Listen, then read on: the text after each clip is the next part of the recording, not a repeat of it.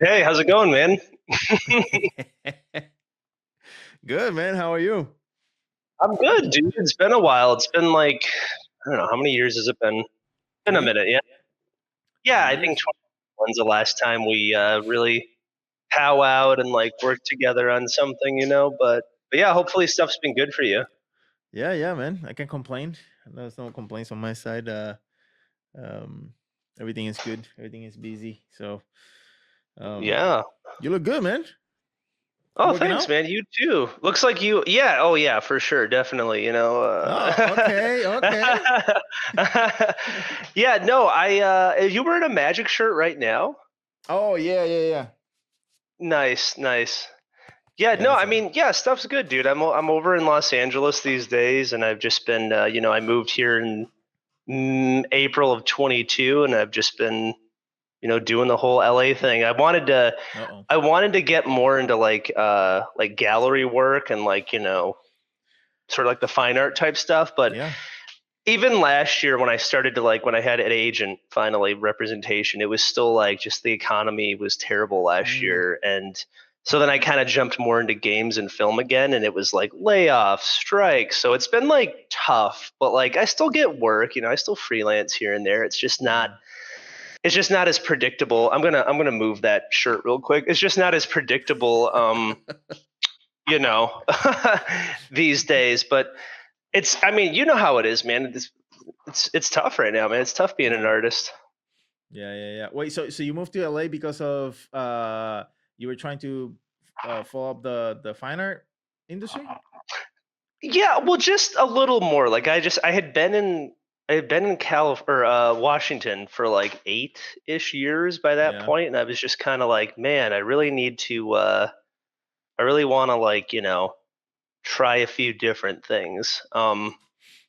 And I did sort of, but I really didn't. It didn't really get a lot of traction. I think I just wanted some sunlight too, man. Honestly, I just wanted to switch. And I've been working remotely for like 6, 7 years now, so it's just like I didn't have to be in Washington anymore. So I was like, why not just try a new place? Yeah, yeah. But it's Um, funny because all my clients that I'm working with right now, right, like ArenaNet, um, this other indie studio that I'm working with, they're all like in Bellevue. So it's like I moved to another state, but the people I work for are like still in Seattle. right, right, right, right, right. So yeah. Yeah, yeah. Yeah, and for the people we actually we know about it. At least I know about you for a couple years, but we actually got to work on. It was actually my first concept push at Wizards, and you joined as one of the invited artists, which we do every time we do a concept push. And it's crazy because I was like, I started seeing like how crazy the match of the push that the concepts that we needed to the artists that they were bringing, because your style fit like super good to what we were actually working, which was Phyrexia, Obi-Wan Mm. for Hmm. Magic. So you're still freelancing, even still after all that. Yeah, no, I mean that's mostly all I do is Yeah. freelance. I haven't been in house at a studio for 2018, I think maybe was like the last like in-house gig I had, and it's been Yeah. just yeah, I was doing remote stuff before remote was like popular because of what COVID. was it, COVID, yeah, the pandemic. But I've been yeah, I mean I mostly just freelance. If it's not like with the Magic the Gathering stuff, right? Those are like creative sprints that last like 3-ish weeks. Yeah. Uh, and they kind of happen like intermittently throughout the year. So like if I'm not doing like something like that, it's usually like a contract for like a few months somewhere, or Oh, it's okay. yeah, I just kind of get what I can take. I Yeah, take what yeah, I yeah. can get, so to speak, right now. But also, it's if the project's cool too, right? Like, cool opportunity is a cool opportunity. Yeah, yeah, yeah. I mean, because you have done work for a bunch of companies throughout the years, and even like for the people I know, you've done work on outside of our industry, like video game, animation, movie stuff. Because you have done like T-shirts, you've done like covers for like music albums and like Hmm. NFTs and like all this stuff, right? Yeah, I've done a little bit of everything. Yeah, Are you yeah. still doing all that stuff, or? I mean, let's see. I haven't done like poster work in a while. It's weird, man. A lot of the stuff that I got last year specifically was Yeah. so much of it's NDA. You know how it Yeah. goes, Yeah. man. NDA, NDA. Um, but I man, like even like for instance, like with like Mondo, right? Before Mondo was bought out by Funko Pop, and then their like original lead design team, which was like Eric and Mitch and Rob, like those guys were Mondo. I had like three posters in the works with them that like Hmm. none of them went to print. They all got canned. Oh, damn. And sadly, but you know, if you saw, they just started a new company, Mutant, I think is what it's Oh, called, and okay. that's like, yeah, like it just got announced today. It's like they partnered with Oh, some other nice. people, like Elijah Wood, the actor, is Oh, involved, nice. which is kind of cool. Um, but yeah, no, you know, I've gotten to do a lot of I've worked on a lot of stuff that hasn't like come to fruition, I guess is what I'm trying to say. Like if it's not like a canceled game project or like a film pitch that didn't go anywhere, it's I've done a lot of art for that will never get made. But that has Yeah. gotten made is like yes, like the magic thing we talked about, the posters you mentioned, that was like Tool, and then like I did something with Smashing Pumpkins. It's interesting, like I get most of my like paid work that isn't like in a pipeline or for like a company, like a project. It's usually through social media is how that Hmm. happens, and it's like always by accident. Like I didn't reach out to Tool; they like Right. Right. Right. DM'd me, and I was like, "Is this like a Yeah. scam or Yeah. something?" And then it was like, Right. Right. Right. I was Right. like, Right. "Oh, oh, this is real. Like Yeah, that's it's actual Adam real thing. Jones," and like, and we're just like friends now. Like he's like occasionally sends me like a birthday text or something, you know, like every now and then. Like so, and like same thing with the NFT stuff, right? Like it's a weird. I'm not a part of it anymore. It kind of, you know, that whole market was never a sustainable thing, but it was like sort of like moment in time where like Right. some people chose to like participate and see where it went. Some people were really against it for like very understandable reasons. I just wanted to see, you know, what it was about, and you know, potentially see if it was a way of making like sustainable income for Yeah. myself. And Yeah. yeah, you know, like I like it was an interesting time, and I think what I took away from it more than anything was like connections, because Yeah. like people in the fine art world, like people, you know, like I did a collaboration with the Canadian DJ Dead Mouse, right? Like, and Mm. that's, when am I ever going to talk to Dead Mouse? Like I'm a Right. concept artist, right? But it's like through NFTs, we met, we, you know, we're friends now. Like I worked with him on some stuff in Miami. He like invited me to his grill. Like he has like a barbecue party like every year, like at his house in the summer. And like, you know, I just saw, I don't know, I guess what I'm trying to say is like unexpected Oh, yeah. connections and like networking opportunities, and that was like the big takeaway for me. It certainly wasn't generational wealth or Right. anything Right. like Right. that, you know. Right. So some people made out that way, but you know, I made a little money in it too, for sure. Yeah. Yeah. uh but yeah, all this stuff, like it's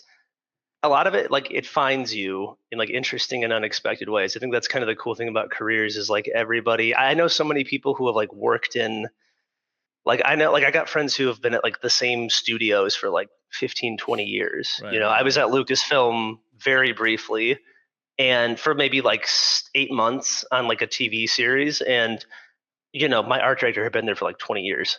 And I've Nice. never been anywhere for more than like 2 years. Right. Not Right. by Right. choice. Like usually it's like my contract ends or the studio closes, or the project gets canceled. But some people manage to like they're on like one sort of like linear trajectory, and I'm Right. kind of like, I'm doing this, and now I'm doing that, and then I'm doing that, and it's like a lot of it just happens, man. I don't really try to make it happen. It's just like a cool opportunity, and then you can say yes to it or not. And I usually, if it's cool enough, I'll say yes. So, and I've been very fortunate to get the cool stuff when it comes up.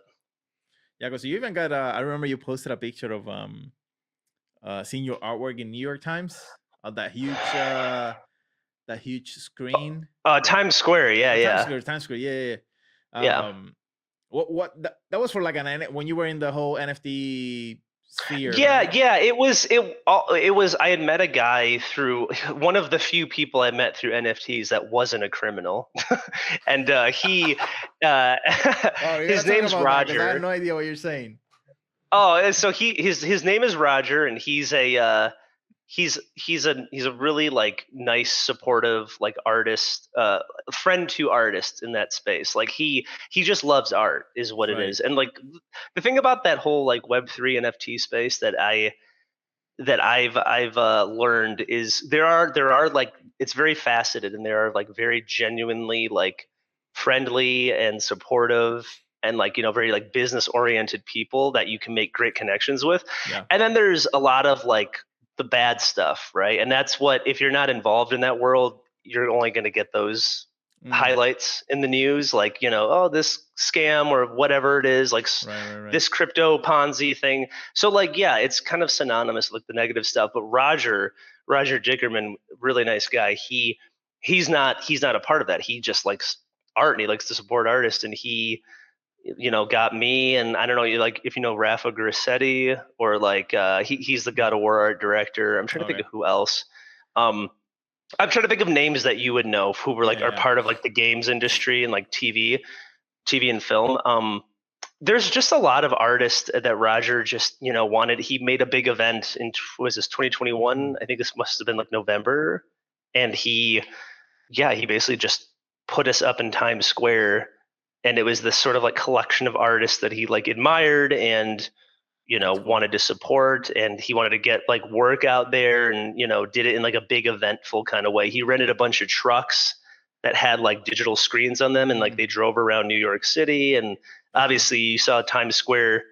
Yeah, there was a space. I feel like if you know the right people Oh yeah. and you have money to spend, I feel like you can get your stuff kind of put up anywhere. Yeah. Again, I didn't do any of it. I just was friends with him, and he set it up. But again, a really cool experience. Never thought I'd see my stuff in Times Square ever. That was Yeah. I mean, that's like crazy to see. yeah. Yeah. Yeah. That's great. Do you Yeah, ever? I'm sure it freaked out a lot of people though. Like my weird like multi-armed like monster Oh. concepts, and they're just like what is that? Like in New York City, like very think about it. We live in a bubble of artists and like Yeah. industry people, but like most of the world doesn't like Yeah. draw stuff. Like they're probably Yeah. like what? Like just like really uncomfortable. Do you ever get like? I wonder, did you ever get like backlash from like artists and stuff like that during that time? Oh yeah. Yeah. Definitely. Yeah. And I mean understandably, right? Like I think the idea is if like I'm trying to remember. There's a few issues, right? There's like the carbon footprint issue with like blockchain technology. Like that makes sense. I understand that point. It's kind of like I don't know, it's kind of hard to It's to debatable. argue that. Oh, Well, right. but it's also like but you're also tweeting this to me from your cell phone that was made in like a third Right, world right, right, right. So country it's not using debatable. electricity that you know Yeah. what I mean? Like, and are you vegan? Do you like fly ever? Do you have a car? Like, I don't know, like I feel like supporting or participating in society, like in some way you're affecting the carbon footprint. But Yeah. the thing that I understand a little bit more so is if you're minting, right, you're using these services that will digitize and mint your artwork on the blockchain, right? Those services, before you start making money, you have to pay those platforms your own money a little bit, right, to get on that blockchain. And What's I a little think the bit? idea is, What's a well, little I, bit? I just like like $50, Okay. but then you end up like selling. Well, I don't know, I'm just kind of picking out like Yeah, yeah, numbers yeah. here, but like I But it feel wasn't like like thousands if of dollars or anything like that. yeah, I feel like the most money I spent on like minting something was maybe like $100 at the Mm. absolute most. But then like sold the piece for like 15 grand. So it's like Right, right, right. it Yeah. Yeah. outweighs by a lot. But I'm just saying, like, where people get upset is because they go, well, you're a successful artist, like of course you'll make money doing that, but someone less popular than you, like most average artists or whatever, or someone who's not you, will also mint, spend their own money, not make the money that you made, and like they'll lose money, and like they're just feeding into this system of like it's almost like like they're guaranteed to lose, and you're encouraging them through your own participation to spend their money that they won't be able to make back. So it's like in that way you are negatively affecting artists. That was an argument Yeah. I heard a lot. You're kind of like helping perpetuate a scam essentially, right? The scam is the artist will never make money. They're just paying someone to Well, I mean, mint their art. But that's debatable too, yeah, because I mean, like artists that go to conventions to sell, they don't know if they're gonna sell, and they have to pay that's a good table, the point. trip, and the prints and all that stuff, and they don't know if they're gonna make the money out. Some artists do because they have the following, but some artists they don't. I mean, I know a bunch of artists that don't even Yeah. either break even. Yeah, it's So like it's like you can't like shame like Sakimi Chan for being like really good at right, like, right, you right. know, like if she kills the con game and like she's a very special example, Yeah, but yeah, I'm just yeah. saying like that argument was also interesting because the most successful people I ever met, the ones that are like generationally wealthy, have like tens of if not hundreds of millions of dollars in net worth, they were absolute nobodies. Like no fame, no Yeah, reputation. yeah. Nobody knew who they were. They just got lucky. Like the right people invested in them and made them famous. So like this whole thing about like it's only because you're popular. It's like, dude, Mhm. if that's the case, then I should be like wealthier than them, and Right, I'm right. not at all. Like I am very much still a working artist, like everybody else. I never stopped being an artist when I did the NFT thing. The NFT thing was just like a creative, like another creative avenue. Yeah, yeah, But like I wasn't, it's not like I wasn't an artist and then did NFTs and became an NFT artist. I've always been an artist. I've been an artist for as long as I can remember. I yeah, yeah, started yeah. taking it seriously in 2008, professionally in 2011, 2012. Like I've been doing this for a while. Oh yeah. It was like a moment in time. That's all it was. Like so some people care, some people don't. What's interesting is I was at Lightbox Expo Mm. in last year, and Like I actually 2023. talked 2023, yeah, Lightbox 2023. I actually ran into someone who had blocked me on Twitter like over NFTs, and we just had a lovely conversation. And he even told Yeah. me he was like, yeah, I thought about it, and like I didn't want to be I that love it. guy anymore who just like is mad on Twitter. Like we're artists at the end of the day. It's not like you did anything really that crazy. I was upset about it, and I didn't like I didn't even bring it up. He brought it up. I was Yeah, just kind yeah, of like, I don't care either way, dude. yeah. Like, but I'm glad. So he has me unblocked now, and we're cool. Yeah, So there you go. But but yeah, I think a lot of the posturing and stuff online is different than it would be in real life. I yeah. think I think people get in their heads a little bit Mm-hmm. behind the screen, and I mean, you see, social media is weird. There's a lot of interesting psychology behind social media, but in person, I mean, artists aren't like fighters. They're not gonna like, yeah, like let's throw down in person. It's I mean, it artists doesn't are, fix anything either, whether you do that or not. But I mean, I bet like all this controversial stuff that happens, like the NFTs and all this stuff, like that happens online. Like if people would yeah. just like sit down and just like talk about it, like just talk about it. Which is one of the reasons like I wanted to do this Hmm. sort of podcast is just to like just have a conversation about whatever, because I think there's so much um assumptions and misunderstanding through social media. Even the way you write something, like people just get it in a total different tone, or the way they feel at that moment and how they read it and all this stuff is which is Hmm. like which is like crazy to me. But It's interesting too because like going on the topic of NFTs, and I'm sure we'll talk about AI at some point, but because if you that's the want. big one, right? Oh, I love talking about AI. Well, Yeah, or just I don't love it necessarily, but I will talk about it because yeah, I got yeah, a lot yeah, to say. But yeah, yeah. but on the topic of NFTs and then like going into AI, it's like someone like our I assume you know her too, Carla Ortiz, right? Yes, Amazing human being, right. champion of all artists, good friend of mine, like good friend of so many people, like just one of the nicest, most genuine people I've Yeah, met. yeah. Carla, got so much heat for NFTs too. And the irony of it all is she didn't actually ever make any. She Oh, just she did? publicly talked about them. No, she's never, I promise you, she's No, I never mean made a like she did single. got hit. She got hit for NFTs. Oh, yeah. Oh, This really? all, this doesn't happen on Facebook.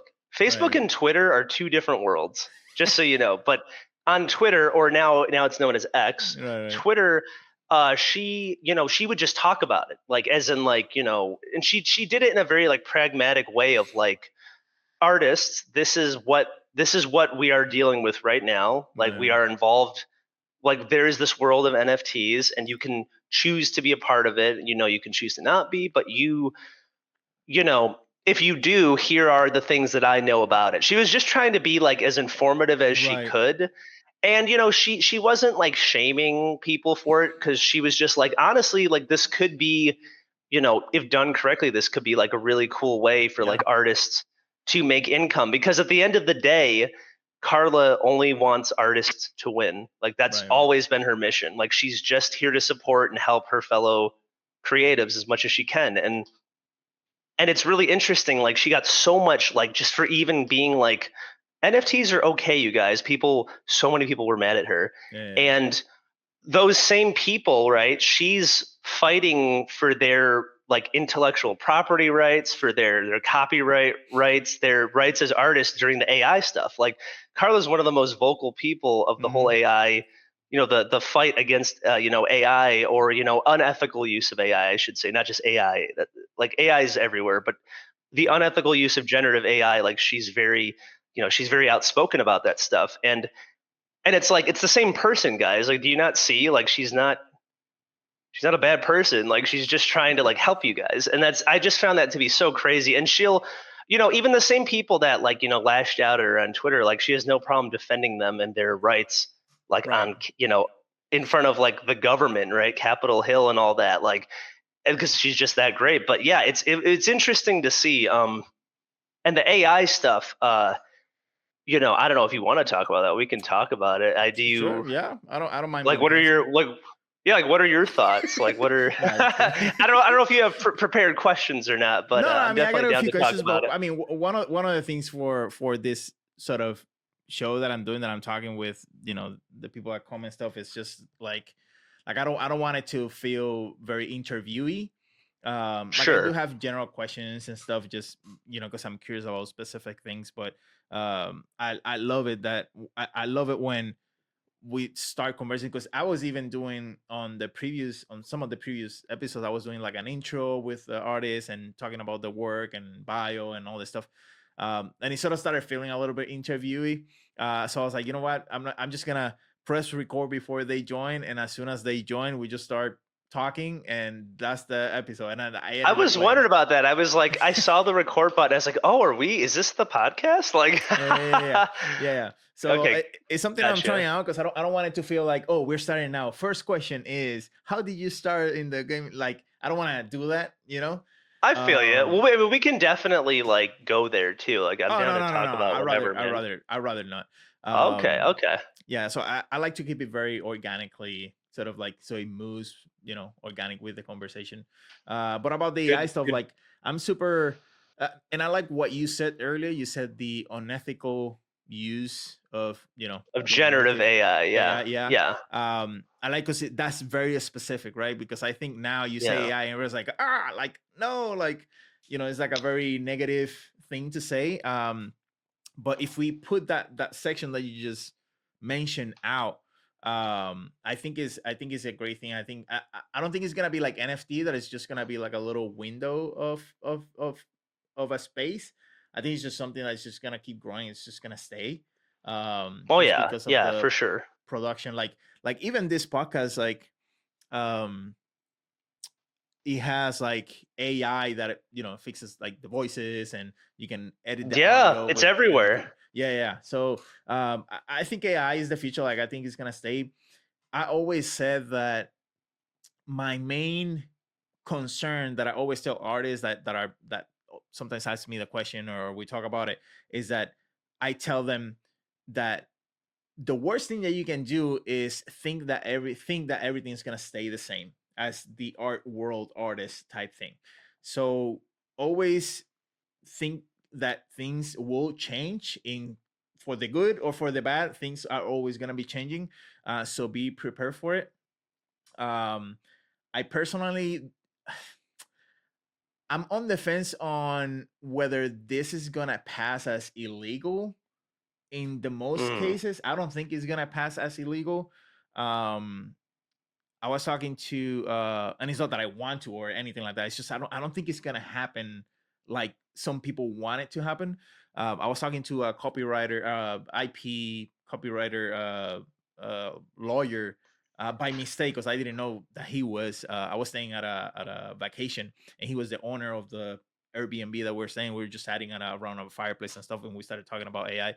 And he's like, "Well, you cannot copyright style. So like, if that's me as true. an artist illegally I want to do a piece that looks exactly like Robbie Trevino's artwork, like I can do that legally. Now, Mhm. morally, maybe it's wrong because I'm sort of copying your style, and people are gonna notice, and all this stuff, right? So, but legally, it doesn't, it doesn't. I'm not doing anything illegally. Um, but lately it's been feeling like almost like politics, where like it's almost you cannot have a specific opinion about it. You gotta be like trying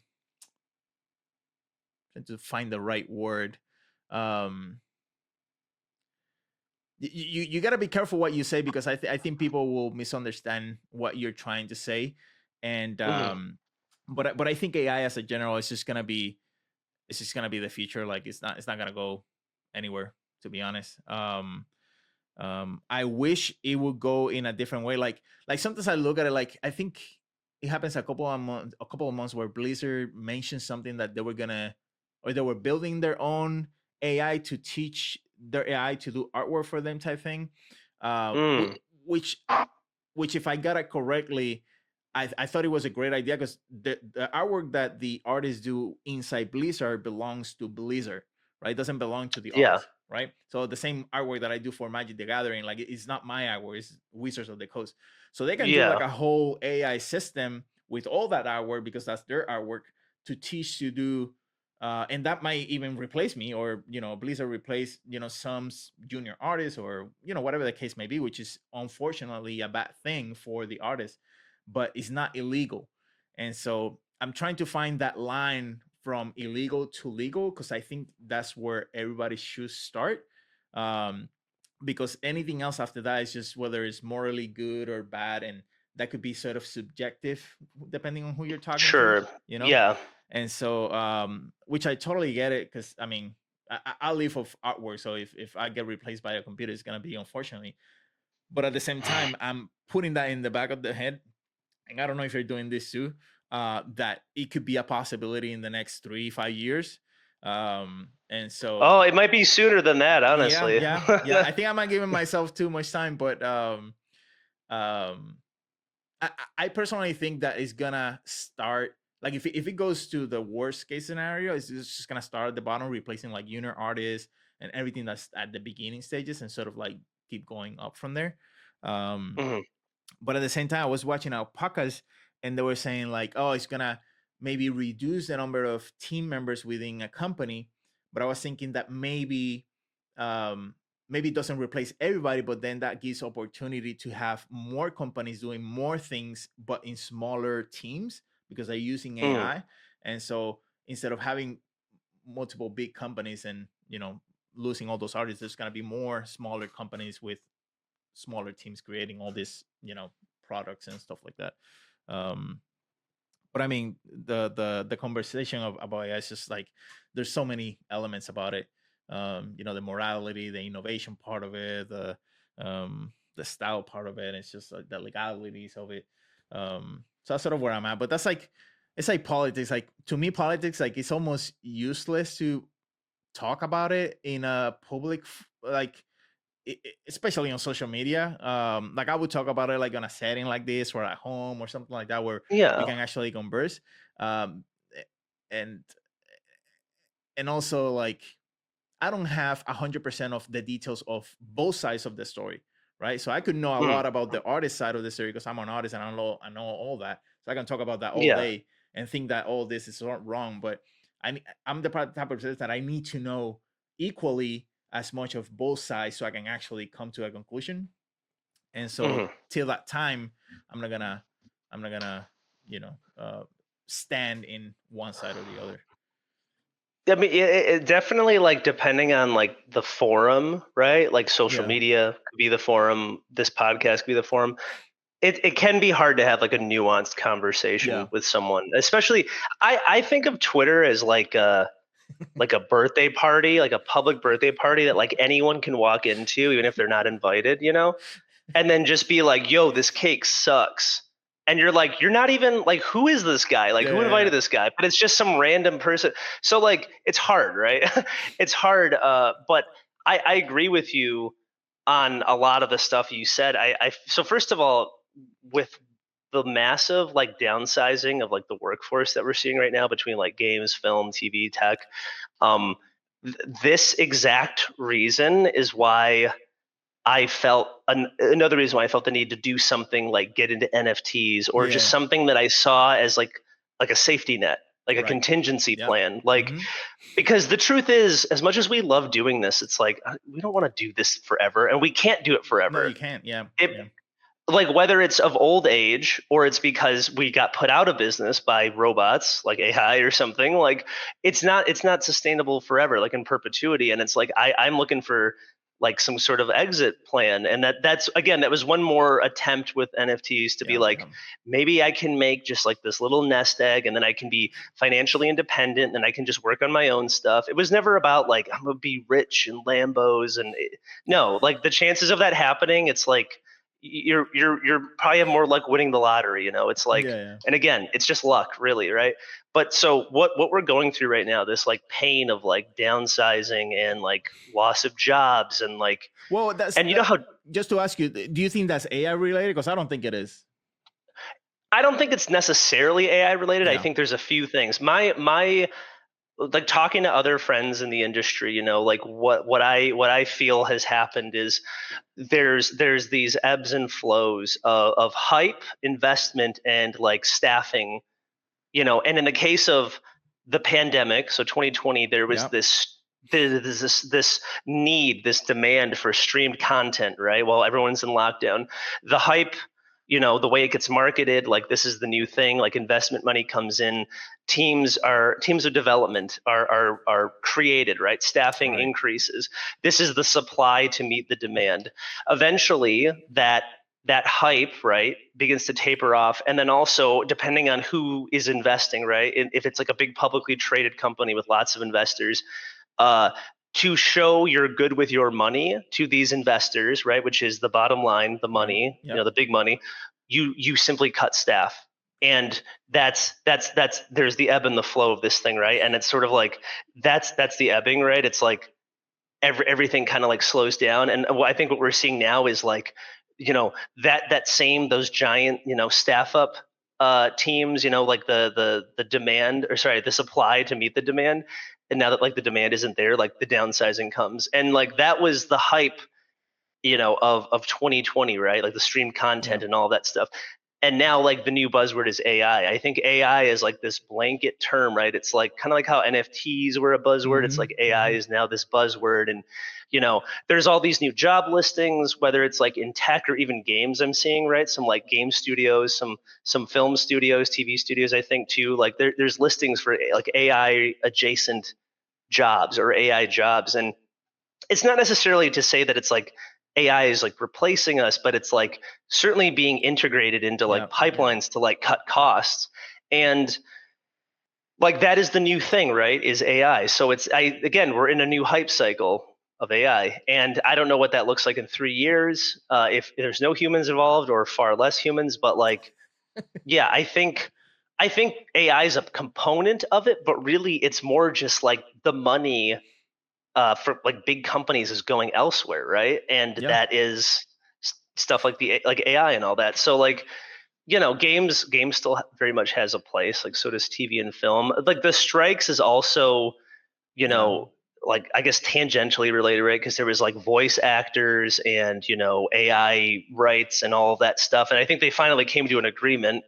Not that everybody was happy about it, but excuse me, that happened recently. And so Yeah, it's a lot of it is, you can blame it on a lot of things, but from what I've like read and from what like other people have told Yeah. me is a lot of it has to do with just like making investors happy. Right. Like Right. it's It's a like an business elite thing. group of people that sort of control the majority of the wealth and how that wealth sort of flows through these industries. And then there's everyone else below, like people like us, like you and me, who just kind of are part of that system, and we're needed. The craziest part about all this is like it's not really the executives who don't do anything that are needed to make this content. It's us. Like and the funny thing is like we're the most disposable like asset out of that whole system, right? Like the very thing that makes the thing that makes you money. Well, yeah. But like for example, like I was thinking, because I know you have seen this in social media stuff. When you see Yeah. these layouts and layoffs and people being laid off, which is totally unfortunate. But you see people, oh, AI, like they blame AI, or the other one is like, oh, they're the people at the top, they just want to get more money for them type thing. And like I sometimes I see that and I'm like, ah, like that's that's not really true. Like what you were saying is more of a, in most cases it's more of a business decision. Like business decisions are really unemotional. Like they're not really attached to an emotion. It's just whatever is better for the organism at of the company type thing. Yeah, but yeah. but at the same time it's like, if you have a hierarchy, which you do in a company, you have CEO and you have the executives and producers and all that stuff. um like I always see people saying that, oh, like like what you say, that we are the ones that making the artwork and the actual product, right? But at the same time, um I think I think some people need to understand that those like CEO executives and stuff, they have the higher risk, so that's why they get more money. So it's harder for a company to get a new CEO than to get as concept artists, which is why you get paid less, because you're at the bottom. Yeah, So yeah, no. understand that, like some people, I don't think they think about that, in the terms of like, the risk, and investors are the ones putting the money, which is a higher risk. um Yeah. um which is why they get paid so much money. But one of the things that I was saying like earlier, because I just turned 40 a couple like a month ago. And Oh, congrats. How's thanks, that man. feel? Felt good, like if I was 39, or um All I mean, right, meh, cool, cool. yeah, not that Eh. bad. I Eh. mean, if I compare it to when I was 20, then I can see a huge difference. But Yeah, sure. Yeah, obviously. no, man, but my whole body's like hurting every time I go to like jiu-jitsu uh, or like work out or something. But yeah, it's me at um 35, man. It's the yeah. joints. Like, I'm not even that old. I'm almost 36, but like my elbows just always hurt now whenever I work Yeah. out. It's so annoying. Oh Yeah. no. Like when you do But weights? anyway, yeah, I mean, yeah, I do a lot of like resistance training and a little Yeah. bit of calisthenics, but I mean, like, the stuff I do now hurts in new ways that never was a Right, thing right, like right. 15 years ago. It was Yeah, like yeah, yeah, yeah. it was basically indestructible 15 years ago, and now like I'm sore for days. Yeah. Yeah, yeah, no, I hear you, man.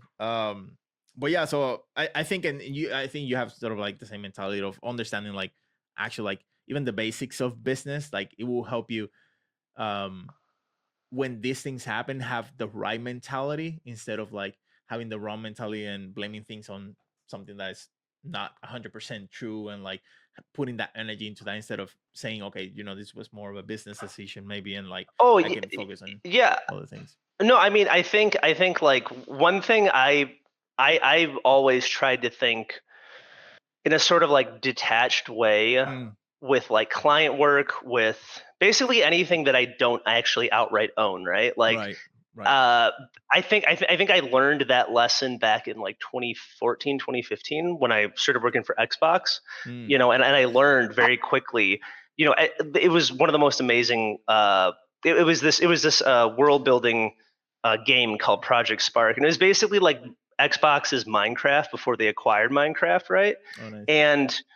And it was like I learned so much. It's probably the most growth I've ever had, like on a single, job, a single project. And it was, and like I'm still like really good friends with most of the team all these years later. But That's good. like, not to ramble too much, but just like I, when I learned, that I like the reality of like you're part of a thing that's larger than yourself. You don't really own the IP. You don't own the rights to this.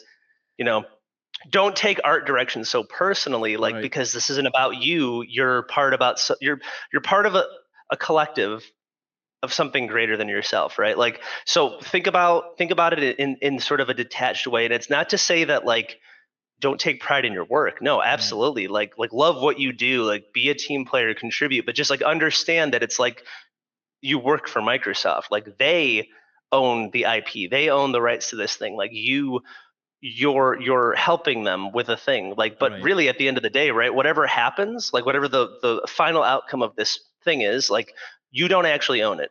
So once I began to like think of things like that, that's when I Yeah. could stomach the reality a bit better. That yes, like these, like you said, these decisions, they impact these business decisions, right? They impact a lot of people's lives, and it's hard Yeah. if you're like caught up in that process to not feel a personal way about it. But the reality is like, yeah, they don't really know you at the top. Like they don't know anyone. They're just running a business, and a lot of times it comes down to numbers, it comes down to budgets, it comes down to, like you said, business decisions.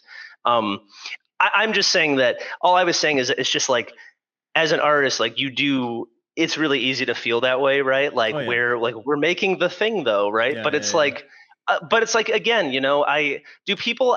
I know a few people that'll actually sit through the entire like 30-40 minutes of Marvel credits at the end of every movie. But do you Yeah. read all the names? You know what I mean? Like, Yeah. because Yeah. that's who made the movie, right? No, I mean, you might know like a handful of stars, but like there's thousands of people that, that's their moment of recognition, and it's great. But like, it just you're not going to know who they are, and they made the thing. Yeah. But like, I guess just to say, like, the business decision stuff is necessary. Mhm. It's painful, but it's necessary. And I mean, I'd like to think that this collection of people that find themselves unemployed will simply sort of be cycled back in, Right. you know, through a process back into, the workforce in some way. I know a lot of them, after too many times of this, after too many of these cycles, like, some of them just will leave and not come back. But I know I've also seen plenty of stories on Instagram, and I should say Instagram, LinkedIn is the one I'm thinking of, where people go, hey, this is my like fifth or sixth like cycle of this. Like I was here for years, and then it happened, and then I was unemployed for this amount of time, and it's just sort of like this life cycle of development that comes and goes. And if you're okay with it and you're like a part of it, some people are just okay with it, and a lot of people, it's not to say that layoffs aren't painful, because they're extremely painful, Mhm. and it varies a lot from situation to situation. But like, I saw the riot unemployment package that came out Yeah. recently, and I don't know if you saw that or not, but Yeah. I did. it honestly looked really generous. I Very was good. like, that's like 6 months of pay. Like Yeah. it's not. I mean, I'm just saying, like, again, I just want to emphasize again, because I don't want it to be like Yeah. misunderstood. Yeah. Like, Yeah. No. No. it sucks to get laid off. It It fucking sucks. sucks. It sucks. But like, if a company is trying to Yeah. help you through that process, like Yeah. there's something to be said about that too. Yeah. So Yeah. it's like, yeah, I mean, I don't know, man. I haven't had like a job in like over a year. It's like I'm not, but I still get work, so I'm not. I understand it's frustrating, but Yeah. Yeah. you'll find a way through this. Like, solidarity, my Yeah. fellow Yeah. No. artists. Yeah. For Like, you sure. will find a way through this. Yeah. For sure. I saw that Raya thing, and I thought it was great. 'Cause it gives a little bit of transparency, and also like I think also this is not. And I was talking to another artist on, and we were talking in a similar topic. This is not something new. Like this happens, like you say, sort of like a cycle thing. Yeah, But life cycles. yeah, but this should also give you like a little bit of almost have a heads up that every time you get like a job or something, like you should be preparing for that time when it happens, because most likely it will happen at some point. So prepare to it in like, especially in a financial way, having your like, your emergency fund up and like all this, preparing like any way that you can, financially, because it's like you're gonna change the oil in the car every 3 months. You're gonna have to change the tires at least once a year. So like preparing for those things, I think is super helpful, because they're coming. um Well, you know what too? I think to add to that, even before like the most recent events, I back again like my experience with Microsoft leading into I think it was 2016. No, wait, 2015. I made the decision like in my head. I was like out of frustration, right? Like that's where I mm, developed my own personal style, like that I now am like known for and get hired for, right? The yep, sort of yep. like weird faux, like it's like kind of anime, it's kind of like painted, like the Robbie look, whatever you want to call it. Like I I developed that whole artist image out of sort of, again, it was frustration, but it was also me sort of protecting myself and going like, if I could outright own something, mm, right? That project, that thing that I could always call my own. If I ever find myself out on the streets or like, completely unemployable, it's like, and I don't want Microsoft or whoever laid me off to own the thing and I can never do anything with it. It's like, what would it be? What would like the safety, like the safe personal project that you could call your own and maybe monetize one day? What would it be? And that's where that like book project, that the I don't know if you saw it or not, but it's the numinous book that yeah, I've been yeah, yeah, working on yeah. for like, yeah, like that a lot of that is inspired by the things we're talking about. Like a lot of it is like an artistic journey and there's a whole story behind it, but like also too a lot of it is just, hey, like I need a way out of this because it Right, will right. always happen and it's happening again and it will happen again, this Yeah. this life cycle of like development and employment and unemployment and like projects and all that.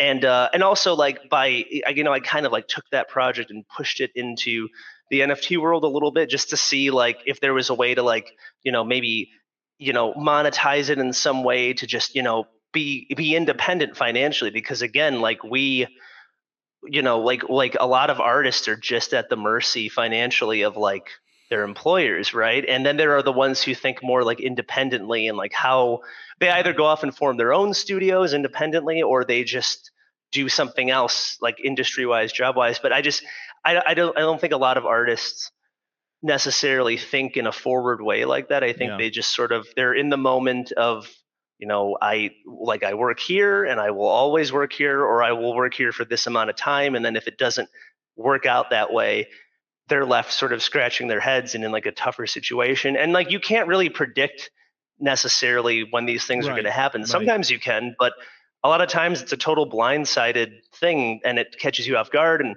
it's all to say that I guess, like you said, always like be looking for the next thing or some sort of like way out.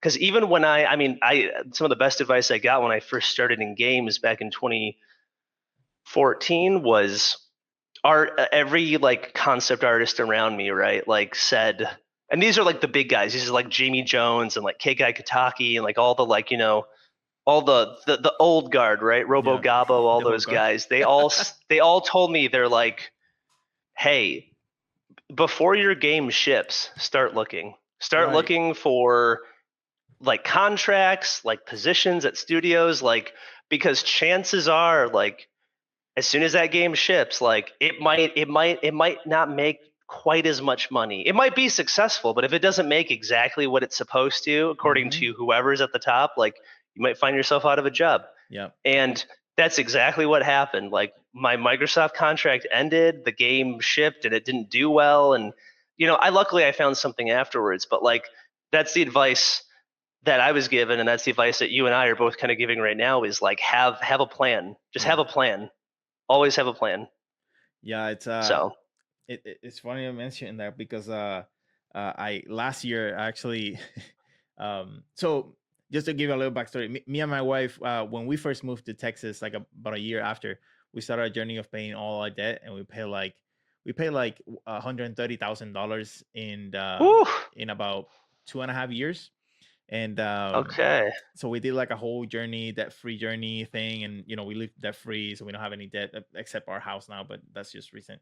But we live without debt, and we pay everything. If we want to buy a car, we buy it cash. If we want to go on vacation, we do it cash. And so during that time, I was like, man, if I wish I knew this, because I mean I learned this on my 30s. And actually last year I got certified as a financial coach under Ooh. Dave Ramsey. And like one of the reasons that I'm doing this podcast, and I'm doing some other stuff with my wife on the other side, is to help people get out of debt and prepare for stuff like this. Because especially as an artist, like I remember my first 5 years in the industry were a freelancer. And like you said, like one of the things that I learned was, as I was working on a bunch of projects, I was already looking for the next projects for the next 3-5 months ahead, because I knew that Mhm. when these were done, it was going to be done, and I needed to get something. And that usually takes a couple months, as to get getting the communications and get the jobs, and doing all that stuff. So um um being prepared for that with an emergency fund or something like that, I think is like super crucial, whether you're a full-timer or a freelancer. um Mhm. but It's true. yeah. Artists are not. I don't want to talk too generally, but okay. How about this? I'll talk about myself. I won't judge or assume things about other artists.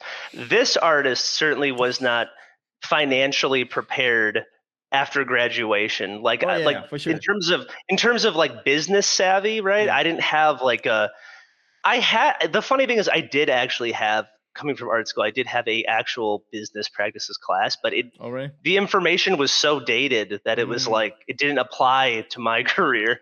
Like, just like really bad advice. Like where I was like, this doesn't even like apply to like the internet and like what this is like 2012 too. This was so long ago, but like I'm just saying like I wasn't prepared like business wise. I yeah. didn't, I knew how to make art. That's the only thing I Yeah. graduated with.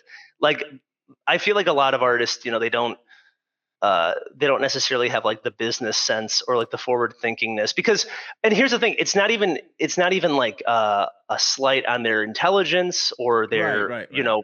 it's like art is such a like mentally like draining thing. It requires so much bandwidth, it requires so much effort. Like I can understand if the only thing you had time to get good at Yeah. as a professional artist was just the art itself, right? But I've also met incredibly business savvy artists too, who I'm like, how did you do that? And then they tell you, and you're just like, you are really like smart with like your thinking. Like it's, in fact, a lot of artists that I've met, and again, we can go back to the NFT stuff, right? It's like, for example, or maybe not NFTs, but like being a good artist doesn't make you a successful artist. Like Right. sometimes just being really business savvy and making good decisions it makes you much more financially successful. Like I feel like a lot of the artists who are the most well off financially, they're not the most skilled Oh artists. yeah. Like they don't paint the best. They're just smarter about how they conduct themselves like in terms of business. Yeah. So like, yeah, when you tell me like I'm financially certified by, Dave Ramsey, I'm like that good for you, man. That's awesome. Yeah. No, Like thank you. Yeah. yeah.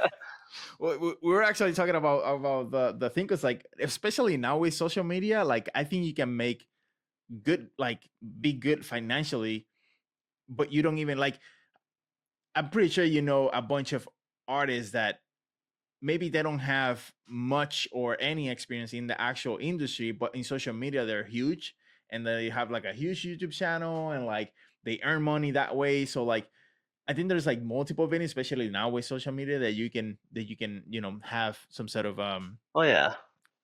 be more financially stable. Look at Um just look at someone like Ross Tran or like even Sakimi Chan, right? Like right, I think right. Sakimi Chan is a great example. I don't know if you Yeah. saw how much money she was making on Patreon at Yeah, one yeah, point, yeah. but it was like I think no joke at one point she was making 100K. it, well, no, it was something like 35K every 2 weeks on Patreon Okay. for Okay. for like a year or two Yeah, years. It yeah, was yeah. crazy. And like so many artists were so upset with her. And I was like, guys, like she's brilliant. Like she figured it out. Like, Yeah, yeah. and you're gonna tell me you'd say no to that money too? Yeah, Absolutely yeah. not. You Yeah. would have taken it too. Most of us would have. Like, be honest. Oh yeah, for sure. Like like she and all it did was just grow her empire. Like she Mhm. didn't spend it on anything other than like resources and help and and so it's like, yeah, I mean, like you said, like some people just they just figure it out. Yeah, yeah. um Which is great because I mean that gives even more opportunity to to earn money. It's just not the traditional route where you had to get to a certain level, get hired by a company, and then that was it. Um, that I don't even know if that's going to be like a reality at a yep, certain point. yep. Like I don't I that's why I'm not that like interested in it anymore. And what I mean is like if a really cool opportunity comes along and it is a studio, like I will like take the opportunity, but I'm just saying like I don't know, I'm always trying to think of like different ways of, just doing the whole art thing professionally. And it looks different now than it did 10 years ago and it's going to Hmm. look different in another 10 years. I feel like in my opinion, when I fell in love with art, because I don't know if we talked about like school at all, but like I originally went to art school for Mm. car design because I grew up Card? in Detroit. Yeah, I grew up in like the Detroit area. I love cars. Like I Oh, have a like car. I have card. a Oh, black nice, nice. cars. Yeah, I Yeah, have a Corvette. It's nice, nice. ridiculous.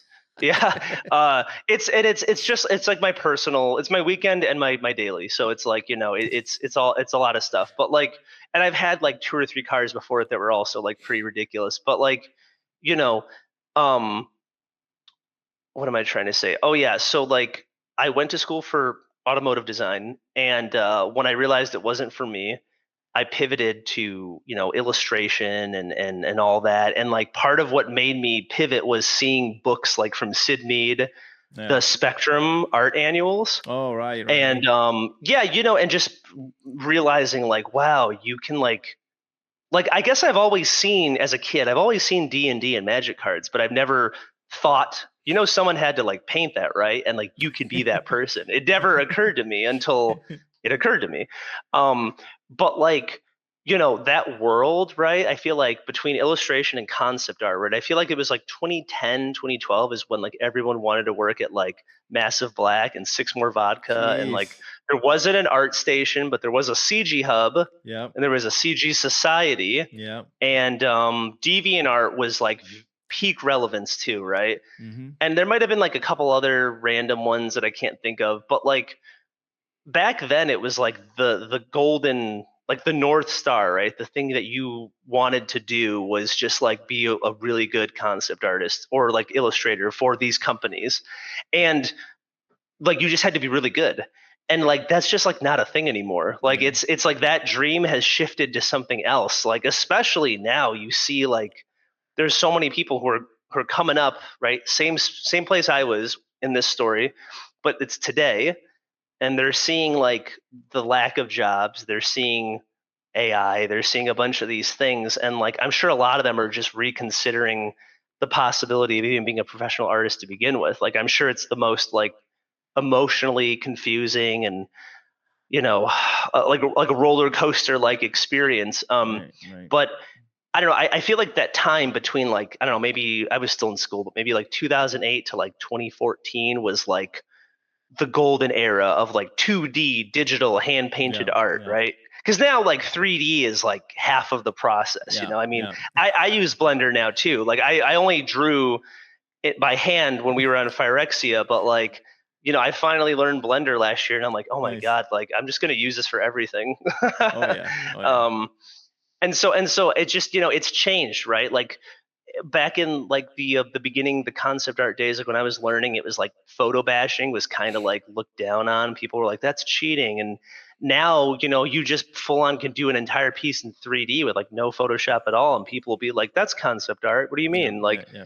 so it's like the art changes, the styles change, like what is perceived as like valuable and useful in both a pipeline and like you as an artist, like are you creating something like of substance, like all that, it's all shifted. And I don't know if AI will necessarily be accepted. That's going to be really interesting to see if like AI, generative AI, is Mm, accepted into like the artist process at some point, right? Right now, it's understandably a very like taboo thing, and it's like because it's mostly comes down to like the data, right? And was it like ethically sourced and right, right, right. all of that? But like, what if it does become ethically sourced, and then does that just become like does the stigma like lift and then it just becomes like yeah it's just like photo bashing, it's just a part of the process, like it could be like I don't know, it's not there yet, but like right now we're in the like pitchfork phase, and I'm not saying it's the same thing. I want people to understand it because I feel like people make this comparison of like this is just like when Photoshop came Yeah, around, and yeah, it's like yeah, no, it's not just like when Photoshop came around. I understand that like stealing data is not the same thing as like yeah. it's a digital tablet now or whatever. I'm just saying Time like change and things the change. times could also change. And again, the caveat there was does the data become ethically sourced? And Right, then it's like we're all good, right? It's no longer stealing. right. Now is AI accepted?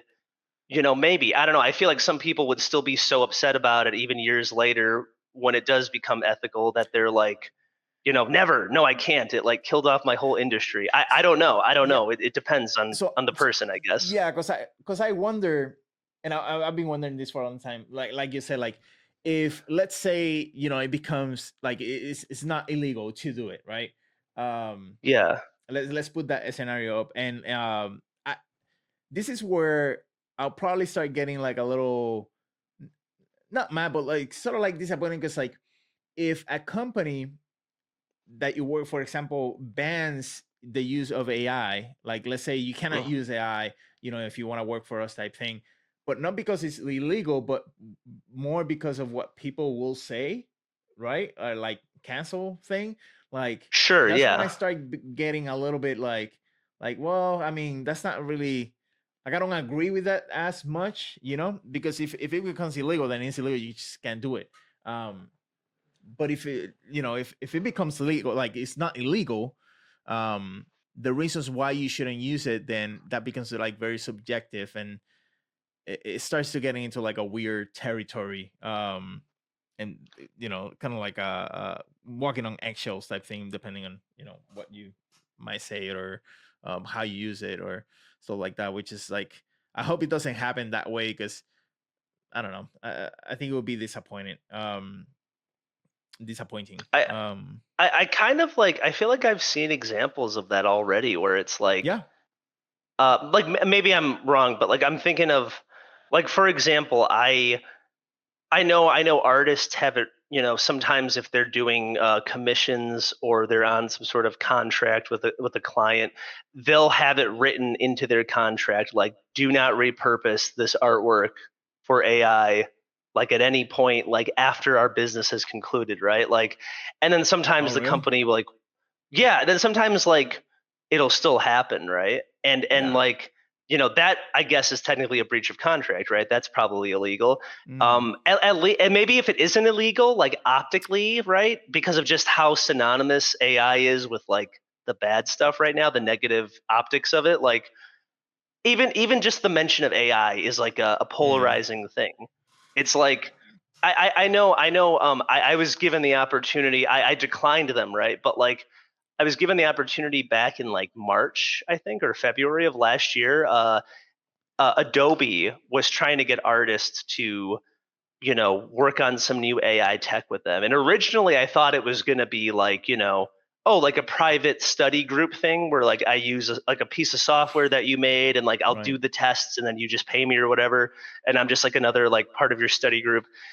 No, instead it was, oh no, like we want you to like, make something with the tool, but then also talk about it online. And I was like, I can't do this job because even if I don't know what the data, like I don't know like what this is, exactly. I don't know enough about it. But the thing is, like just the fact that it's like you're mentioning AI, like this will probably receive like a negative response. And the truth is, like I don't blame people for negatively like responding because like what if I just don't know enough about the thing. And Yeah. I actually to this day I don't know what it was. I don't know if it was the Firefly thing that came Mm, out. Like I don't know what it ended up being, but I declined them just because like the optics of it right now, even back in March, was so bad. Like at least in terms of like Yeah, the yeah, community of artists. yeah.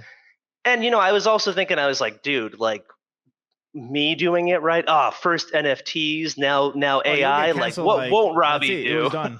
You'll be done. Yeah, Yeah, yeah, yeah. Total, like, like community career suicide. I was just like, I literally can't be anywhere near this. This is like radioactive.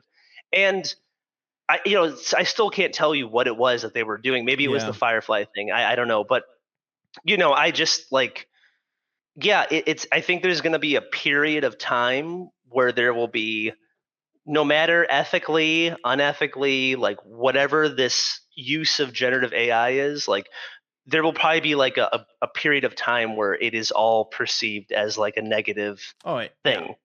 yeah, for sure. Even if it's like, look, it's made with like, rainbows and Yeah, yeah, unicorns and like and it cures cancer, and people will still be like, no, like yeah, it's yeah, AI. Like I don't know what to I don't know how to address that, like yeah. That's so yeah. There's no yeah. I wanted to talk because I don't want to take too much of your time, but I want to it's ask all you good. two things. I remember back in 2020, you had that really big time where you got like really The sick. sickness? Yeah, yeah, yeah. Yeah, How yeah. long did that Mhm. last? Was that almost a year? About a year. Yeah, Yeah, it was like close to 11 months. yeah, And the thing is, there's still some issues from that I live with even to this yeah, yeah, day. It's and a lot of it's just like chronic pain, but it's yeah, what I can tell you, if we really want to like get into it, is like, and like, I mean, I have no problem talking about it. It's like a year of my life, how could I not talk about it? So yeah, like 2020 rolls around, and like in March I start noticing like I'm getting like a lot of like a gut pain, like GI, you know gastrointestinal issues, and it's yeah, not yeah. something that's ever affected me before. And I eventually, I believe it was June, is when it like had reached like unbearable levels. Like I'm on calls like with clients, right? Like as we are now, on camera holding it together. As soon as the camera goes off, I'm like taking my headphones off, and I'm just like I'm like chugging water, because like my throat, I'm getting so much like reflux and like Mm, burning from like stomach acid coming up, in my throat. Like it's like, like this is the stuff I'm dealing with. yeah, yeah, I can't tell if it's ulcers in my stomach. I don't know what it is. I'm getting like crazy distension. I'm like bloated from like barely eating any food at all. Like it's just a lot of pain. There's a lot of like cramping. There's a lot of like I can't like digest food, and then I can't like use the bathroom for like days, like 2 or 3 days, and just like it's just a lot of pain. And I'm like, what is this? Like, what is this? And then I go to the doctor. This is where I learned about like, well, I had never understood the concept of being like chronically sick before. It mm, like wasn't a thing. There's in my mind it was like you get sick, and then you take something for it, you get better, or you just sleep it off, and then like after a couple days you're good. But this idea of like, no, no, no, you don't understand. Like you're just sick now. Like this is your life. It hurts. You got to deal with it, and you can't think clearly, and you can't sleep, and everything just hurts. Like it's just like your back hurts, your head hurts, your diaphragm, right? Like just below your rib cage, like that burns like fire, like as if you've just like jogged in the snow for like 30 minutes. Like you're like everything just yeah, burns. yeah. And got a lot of tests done. Like got like endoscopies, colonoscopies, what else? Blood work, stool samples, like checking for like parasites, all the GI stuff. If you've ever had issues with like digestion and like GI stuff, it's a very complicated situation, and Right, it's like right. its own universe, and it requires a lot of testing. And imagine this is happening during the pandemic, so everything's locked down, so you can't really Mm, like easily get to tests. And then when you get to test, you're worried like, am I going to get COVID or something? right, right. And then on top of that, BLM is also happening, right? So BLM. imagine like you're trying Black Lives Matter, the movement. Oh, gotcha. Yeah, so like imagine you're trying to like get to like an appointment Right, with right, like one right, of your right. specialists, or you're trying to like go to the hospital for a test, and you get a text from the police being like, hey, there's a riot in progress at the corner of like Right, right, whatever right. whatever in Seattle. It's like crazy times, right? And the whole time this is happening, doctors are telling you like, hey, like you just need to have less stress in your life. And you're like, dude, like shut up. Like are you serious? Like come on. All right, and tell water to like not be wet. Like what are you talking about? Like that's crazy. So um Do you think it did a was lot of stress tests. related?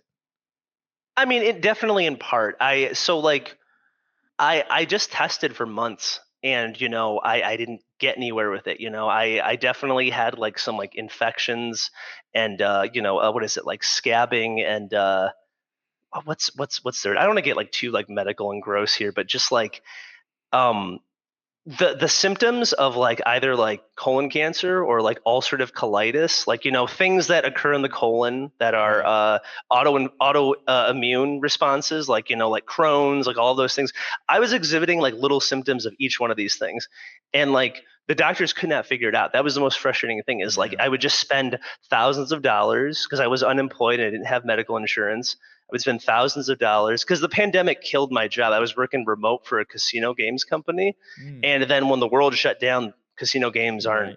casinos aren't open. So like we don't need you anymore. And I had worked that job for like 4 years, and I was just unemployed. I didn't have any Jeez. savings or anything. So I I had to, spend thousands of dollars to like take these tests that didn't like tell me anything other than like, well, could be anything. And I guess we'll see you like in another month. And it's like, when you're like dying, you don't want to hear that. Like, I'll Yeah. see you in another month. So just like live with this, this pain, I spent most of the summer of 2020, like with a heating blanket, like wrapped around my torso, because like everything just hurt. And I was like, I don't know how to like numb the pain, So like, and I wasn't really eating anything. And what I did eat was like purees of like like I would just like create everything into like a smoothie that I could drink, because Yeah. that's what would hurt the least going into my body. Yeah. I And remember you lost a lot of weight. yeah, no, I was like probably like 140 pounds, and like Wow. I'm like 6 feet, so that's like Yeah. very low. That's like crazy. um I mean, a lot of it, when I finally got like some clarity on it, which isn't even a full answer, but when I finally got some clarity and like a good treatment plan was started, was um there was this holistic doctor who followed me. She's another artist. Her name's Sprite Hansen. Like she's I think she's an assistant technically for a holistic doctor, but Mm, she's part of like the illustration community. She makes like little like sculptures of like whimsical fairy creatures and stuff, kind of like what Iris Compete does a little bit. yeah. And she reached out to me through Facebook and was like, hey, I see that you're still struggling with this, and it's been months, and I'm so sorry. You're dealing with this. Like, if I could offer some help, like, you know, I'm part of like like a holistic team of doctors, and we look for answers that like. We try to look in places and think about things that like most Western doctors wouldn't, right? And the thing that's rough about the Western doctor thing is like it's a lot of people that don't know each other, and they're not really communicating, and they're Mm, just sort of testing you for anything. And it's not really a well organized thing, right? There isn't like, I didn't have like a general physician or anything. I was just sort of like talking to random people in jeez. different hospitals, and they were just like, well, we could try it. And like, you know, the holistic, like the name, the solution is in the name, holistic. Like they're holistically looking at all of you. Your situation, like your history, like and at this point I'm like, I'll try anything, man. I'll like pray to a Yeah. tree. Like I don't I don't care, dude. Just like fix me, please. And I they helped. They were like, based on everything you've told us, it sounds like you've you've managed to like stress your body out enough over like all these years of just grinding, working 24/7. Like we weren't designed Right. as humans to be in a constant state of stress. And there are these survival instincts and these systems that govern our bodies like throughout these processes, right? There's like the autonomic nervous system, for instance, right? Which is one that they taught me about. Like that is a system that governs your fight or flight responses, and all of that has to do with digestion and like heartbeat regulation and like mood and hormones. And the body's very complex. And um, if you stress something out long enough, if you push hard enough on something for long enough, it will break, you know? And they basically said like you stressed your body out to a point that like your nervous system, I think it's confused itself. Like so it's not that your individual parts are broken. It's that think of it like the software that runs like an intersection full of stoplights, right? Like in a Mm, traffic stop, the lights are fine, but the programming's wrong. So like what do right. you get? Traffic, you get car crashes, you get like chaos, right?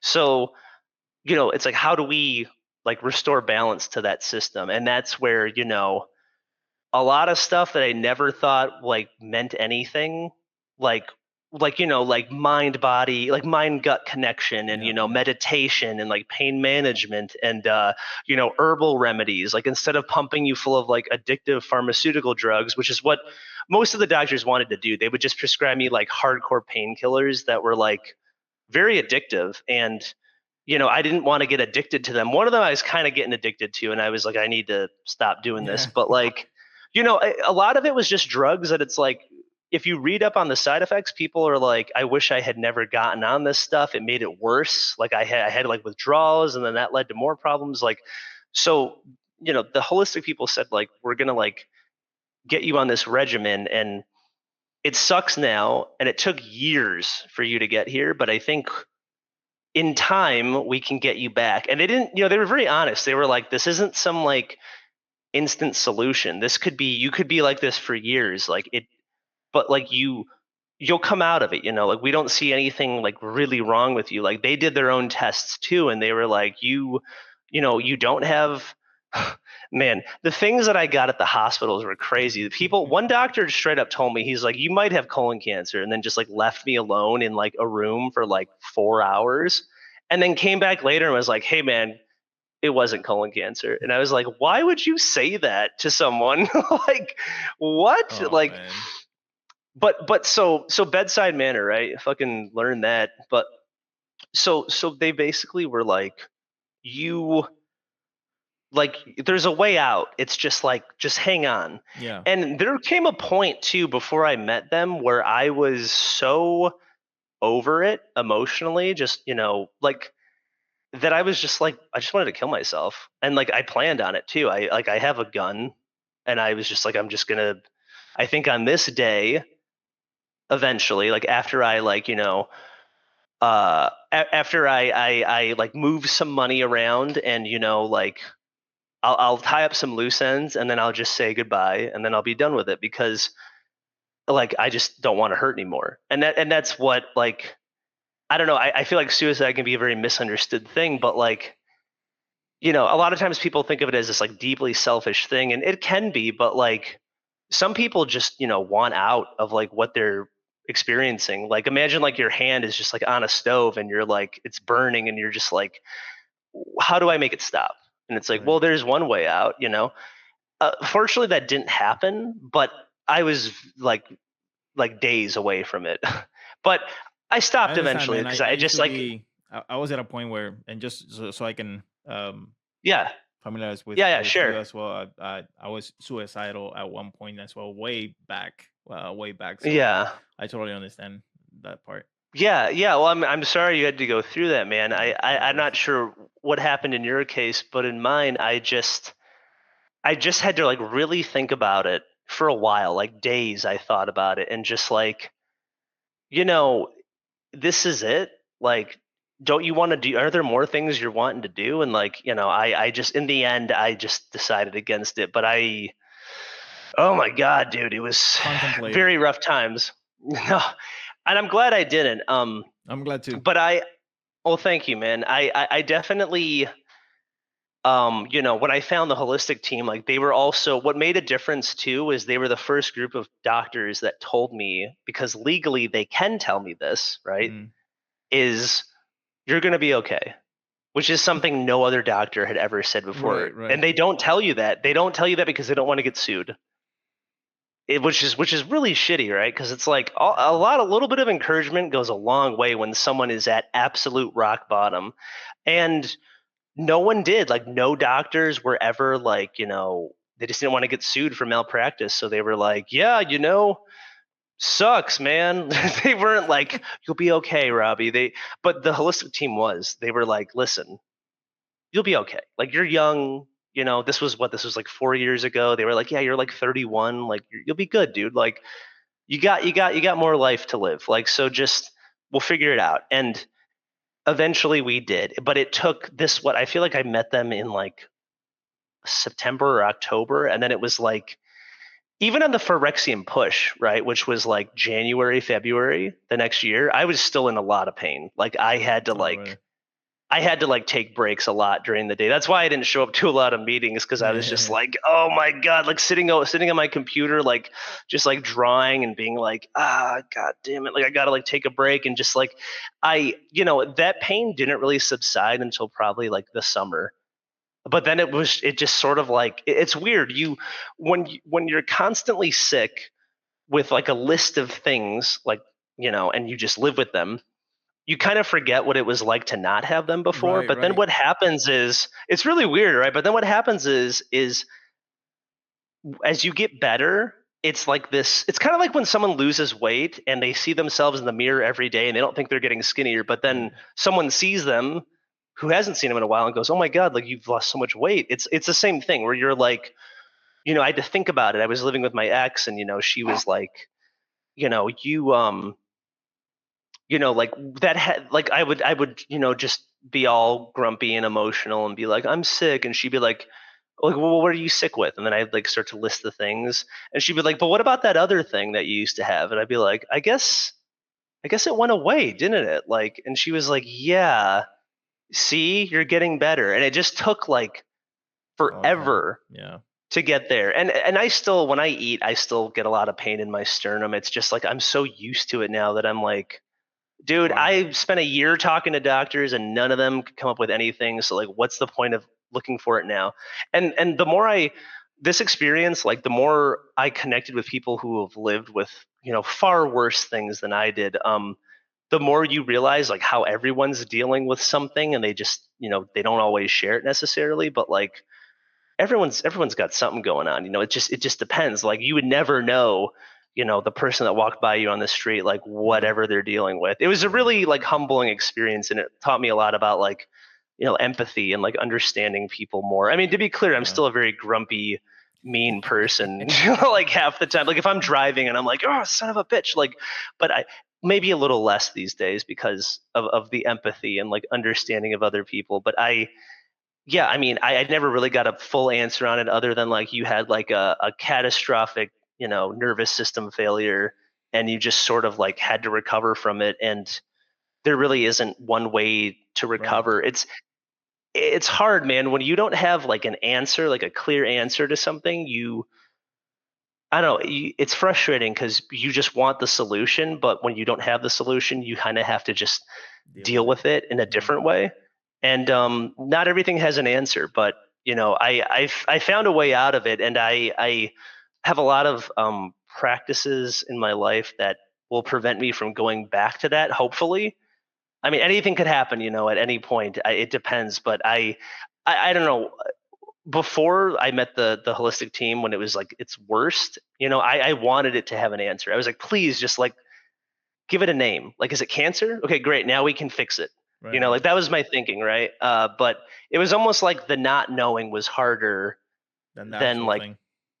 yeah, yeah. It was the strangest experience. But I should say that like, you know, to everyone that like helped me with that, GoFundMe, that medical GoFundMe, Yeah. Yeah. that was amazing. And I mean, thank you guys so much. Like it literally, like financially and like emotionally, like saved my Yeah. life because yeah, and like I didn't really I think I shared online that I was sick, and Spiriton and Reed Southern, good friends, they just, showed up and were like, "Do you need help with this?" And just like put it together out of like the kindness of their hearts. It wasn't like I didn't want anything. I just wanted to share, like, if anything, it was just a PSA of like, "Hey guys, like, don't work too hard. Like, just take care of yourselves." Yeah. But then it turned into a whole other thing, which is, amazing. But yeah, no, I never fully figured out what it was. Mm. like, um, and I live with a few lingering pains here and there, but it's a million times better than it used to be. Like I said, I almost killed myself over this stuff because it was just Yeah. so, it was just so exhausting, man. Just, it sounds like you went through something similar. Yeah, yeah, yeah. I mean, it wasn't physical. It was more emotional and spiritual. Like I was in a bad relationship and um, Mm, homeless and living in the car and all that stuff. So so it was yeah. more of the emotional, spiritual thing. Um, but yeah, I even planted. I didn't have a gun back then, but I had a. I was living in California. And um, I was working in hospice actually. So Mm. this was even before an artist, and I even planned to throw the van over a ridge Oh, wow. with my previous spouse in it, like both of us at the same time. So it was Oh, wow. that was the thought. Um, but but yeah, all that is in the past now. But um, yeah, Well, man. glad it didn't happen, man. Yeah, me too. Me too. Me too. It's like that story. I forgot who I heard it from. I don't know the exact words, but it was just like one of those things where you just gotta hold one more day, like just hold one more day, and then the next day you say the same thing, just hold one more day. So you don't really think too far forward. You just think about that moment. Just go through what you're experiencing right now, and just hold one more day, and then so that's sort of like my thoughts during that time. but um but yeah, man, thank you for sharing that. I know we're past our time, but I have Yeah, that's one last okay. We're question. we're chatting. I know, I know, Yeah, I what's know. what's the one last question? So Yeah. last question, I ask everybody this question. So you answer it however Mhm. you want to, but um and we'll probably know the answer already, but um you've been in the industry for over a decade, same with me. And I always say, if you've been in something for so long, to dedicate your life to, there has to be some sort of like a sacrifice. And sometimes that sacrifice, maybe even people don't know about, but because you had to do it. Um, what would be that one sacrifice for you in order to get to where you're at? uh, um, like as in people in my life, or Just the one thing you had to sacrifice in order to, achieve a goal or a place that you're at right now. Or because, like, for example, in my case, I had to leave my family. I'm from Puerto Rico, so I had to leave my family, Mhm. move to the States. But I was telling another artist that in my case, that, like, yeah, that was a sacrifice, but I see it more. My wife's sacrifice was even bigger because she never, she had to leave her family, and her mom Mm. was, in a home with Alzheimer's, and nobody could take care of her, type thing. So she had to move here, not knowing the language, not having a job, no friends, just to be with me for this job and this sort of career. So um, her sacrifice is to me is bigger than mine. But um, you know, Yeah, I mean, I guess like see, I can't follow that because that's so much deeper than like my sacrifices. no, but I I didn't like I like okay, I'll try to answer this in a meaningful way. It's like uh-oh. I mean, I think about what I was doing before art, right? And like it wasn't anything important. I was working at like I worked at a mom and pop hardware store for like 7 years Hey, what? before. A ma and pa, so like a local like family owned Oh, mom hardware and pops. store. Yeah, yeah, yeah.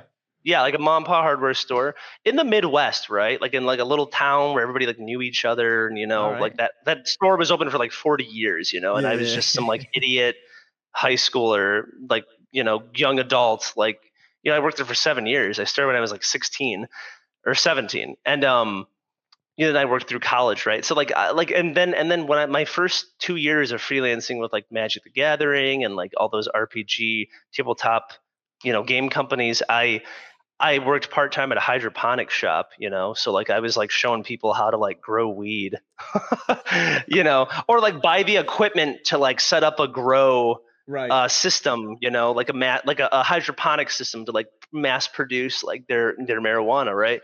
So like I wasn't doing anything profound or deep. I wasn't like curing cancer or something or like saving orphans in like a third world country. I was doing dumb stuff in the Midwest. So like what did I sacrifice? I mean, I think one of a good piece of advice I got when I was first starting to take this stuff seriously as a professional, right? Even after I graduated from school, I only learned so much in school. I feel like the real growth began when I had to go out and like make money Mm-hmm. myself, right? And I left with over 100K in student loan debt. Yeah. I I know, and like I like only recently paid that off, and Oof. like it's been like over a decade. Um, but a good piece of advice I got was like when it comes to like being like doing this thing, professional art, it's not about what you do, it's like what you're willing to not do sometimes. And in Right. my case, it was don't have a social life, like don't go out, like don't really have any meaningful relationships because they're just going to distract you from like your end goal of and to be clear, like I'm not saying this is good advice. I'm saying this is what I did. Because Yeah. I mean, you can still have. There's this thing called balance, right? Where you can like, have meaningful relationships and don't let one facet of your life, which in this case is art, don't let it just define your entire being, right? You can lead a healthy work-life balance. This is another lesson I had to learn, but because of how stubborn and like easily distracted I was and like foolish I was as a kid, I had to really just lock myself away for a few years and just Yep. Yep. get really good at art. It Mm-hmm. was like a boot camp of like every day, 12 hours a day, 16 hours a day. Like my first jobs were they required so much work and I was so slow and unskilled and so inefficient that I like it was always trial by fire. And I just, I lived and breathed this thing to make art that, by my standards today would be probably horrible. Right. But it was a learning experience. And I just grinded. Like, I feel like that was the sacrifice. Like I said, it wasn't anything meaningful. Like I left behind a life of like laziness. Right. But in place of that, right, I had this strict regimen of like, you're just going to live and breathe this thing. And like, if you can't draw a hand, draw it 1,000 times, and then hopefully you can draw a hand, right? And it Yeah. was that mindset of like just get really good, um, as quickly as you can, Or use AI. and I was I'm just kidding. I I'm was kidding. so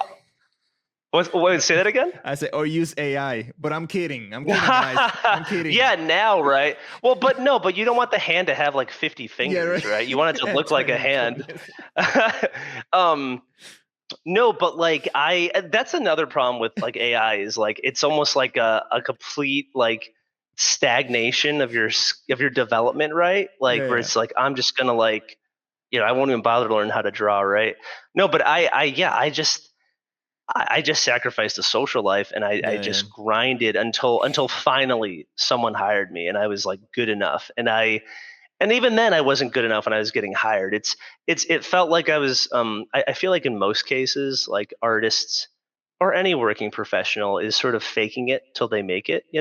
Yeah. Like because all the first jobs that I get, even today, right? Like half the time I'm like I don't know like how to do this, and you just kind of figure it out, right?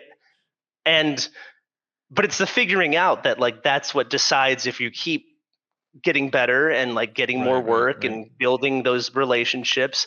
Phyrexia, same thing, right? It was like I put a crazy amount of stress on myself to like just produce as much content as I could. I was like, I'm in the presence of like Jose Oh, and like shut all up. these other artists. Like I gotta get some dicks hard, you know what I mean? Like I gotta like really impress these guys. And that's the cool thing about working in those situations, right? Is like everyone is kind of like in a friendly competition with each Oh other to yeah, like yeah, for sure. really like, oh, Jason just made this sick piece, and oh, I just saw Yeah. Jose's environments. I gotta like do some cool characters, and Oriana just did this thing, and Leon did this thing, and like, yeah, I don't know. I'm trying to think of like something deeper than just like I worked really hard, but it's like No, man. that Well, is you kind of lose what I your. did. Yeah, yeah, yeah, yeah. I mean I mean, I think that's a huge sacrifice. Like that quote that says, I dedicated my life to the game and I lost my mind in the process. There was Conor McGregor Hmm. that said that. Um, Oh, okay. so I think, yeah, because I mean, you lose all socials, and that happened. I know what that means, because like it's hard to later then make like friends and stuff, because you're like so into your art, and like you spend so much time by yourself that it becomes like super lonely. Yeah, I mean, even now, I still Yeah, struggle with the downtime thing of like, hey, just yeah, sit on the couch and don't do anything. And yeah. I'm like, but what if I just paint one wizard like Yeah, really fast? And it's like, why? Just like, and I've had to learn over the years that it's like, as much as you want to like, you don't want to sit still and you want to constantly be like productive, and because you spent so many years like just being busy, it's kind of hard to not be. Like, you need that rest time. Like, yeah, your body will thank you, your mind will feel refreshed. Like, you won't. Creativity is a finite resource. Like, your mental bandwidth is a finite resource. Like, your brain is like any other muscle. It needs to rest and recover. So like, it's okay to not always be working and always be grinding. But it was like that for many years, and I don't think I couldn't do that now. I'd probably make myself sick again. But yeah, yeah, I do think that is part of what led. That might be the single greatest factor of me getting sick in the first place, was just sort of pushing myself too far. And yeah, work life balance, like health, all that stuff should come first. But that was my big sacrifice, was sort of myself for the yeah, first like 3 4 years of my career. Um, it paid off, but it's not. I wouldn't recommend it. It's kind of like a champion bodybuilder who like look at Ronnie Coleman, right? yeah, Like the yeah, famous Ronnie Coleman. Like, he can't even walk now, but at one point in time he was the greatest. yeah, And some people argue he still is the greatest, but the thing is, like, that's a good example of someone who like literally sacrificed themselves for their like sport and their yeah, yeah. career. But do you want that too though? Like, I don't think so. Like, you want to be able to walk around when you're like an older guy. So it's like, it's the same thing, right? Like, we're just making art at the end of the day. It's not that important. It's not better than your health, or more important than your health. You know what I mean? Like, I don't make nearly enough money making art to like to become the Ronnie Coleman of art. Like, I don't need to be like in a debilitating like state, because I was like, Yeah, I just had to paint all those wizards and now I can't even walk. It's like, it's just not worth it. Like, yeah. I've learned it's not worth it. I've been sick Yeah, once yeah. already over this stuff. I don't want to go back. I bet, man. I bet. You know what I mean? Yeah, So yeah, yeah. Um, well, man.